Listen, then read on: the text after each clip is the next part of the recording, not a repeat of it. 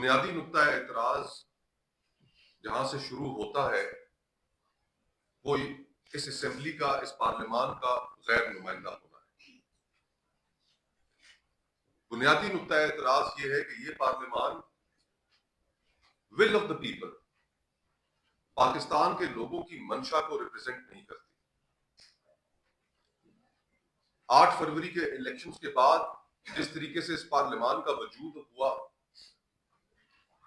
جس طریقے سے الیکشن پٹیشنز کو داخل دفتر کیا گیا، قوانین تبدیل کیے گئے تاکہ الیکشن پٹیشن سنی نہ جا سکے، ایک مینڈیٹ مینوفیکچر کیا گیا،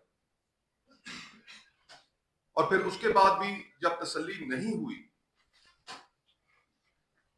تو جس طریقے سے 26ویں آئینی ترمیم پاس کرائی گئی وہ بھی آپ کے سامنے ہے۔ اس پارلیمان، غیر نمائندہ پارلیمان کے 99% ارکان کو پتہ ہی نہیں تھا کہ 26ویں آئینی ترمیم میں کیا آ رہا ہے۔ پھر جماعتوں کے سربراہان آن ریکارڈ ہے کہ کس طرح ممبران کو اس وقت اغوا کیا گیا، ہراساں کیا گیا، اور بزور شمشیر ان سے ان کے ووٹ 26ویں آئینی ترمیم کے حق میں دیے گئے۔ اور جیسے ہی وہ ترمیم پاس ہوئی تو اسی وقت سے تیاری شروع ہو گئی اس 27ویں آئینی ترمیم کو لانے کے لیے۔ اور اس تیاری میں جو سب سے اہم کردار ہے وہ معذرت کے ساتھ کہنا پڑتا ہے کہ ہماری سپریم کورٹ نے ادا کیا۔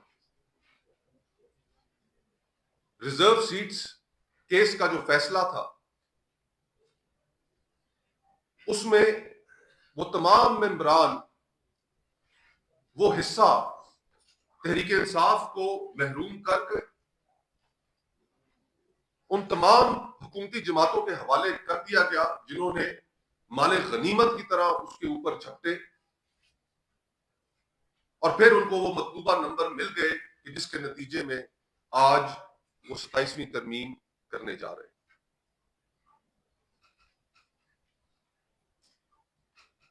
یہ جو ہمارے سامنے حقائق ہے ان سے نظریں نہیں چرائی جا سکتی۔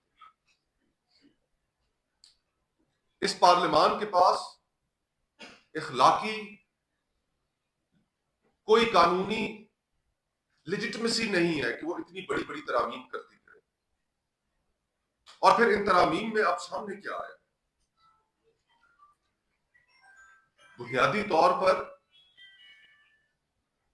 جو سوشل کانٹریکٹ جس کو ہم کہتے ہیں، عمرانی معاہدہ جس کو کہتے ہیں، وہ ایک فرد کا ریاست کے ساتھ تعلق ہے کہ وہ تعلق کن بنیادوں پر ہوگا، اس میں ریاست اس فرد کے کن احساسات اور کن حقوق کا خیال رکھے گی۔ یہ اس معاہدے کے اندر نہ صرف لکھا ہوتا ہے بلکہ اسی کو آئین کہا جاتا ہے۔ اور ہمارے 1973 کے آئین کی کچھ بنیادیں ہیں۔ سیپریشن آف پاورز کا کانسیپٹ ہے کہ کوئی ایک ادارہ اتنا مضبوط نہیں ہوگا کہ وہ دوسرے اداروں کے اوپر حاوی ہو جائے۔ ہر ادارہ اپنی محدودات کے اندر قائم کرے گا، اور ان کی کیا محدودات ہوں گی، کیا ان کے اختیارات ہوں گے، وہ بھی اس 1973 کے آئین میں لکھ دیا گیا ہے۔ لیکن آج جو سب سے زیادہ مذاق خیز اور بھدے طریقے سے یہ جو امینڈمنٹ سامنے لائی گئی ہیں، ان پر پہلا اعتراض یہ ہے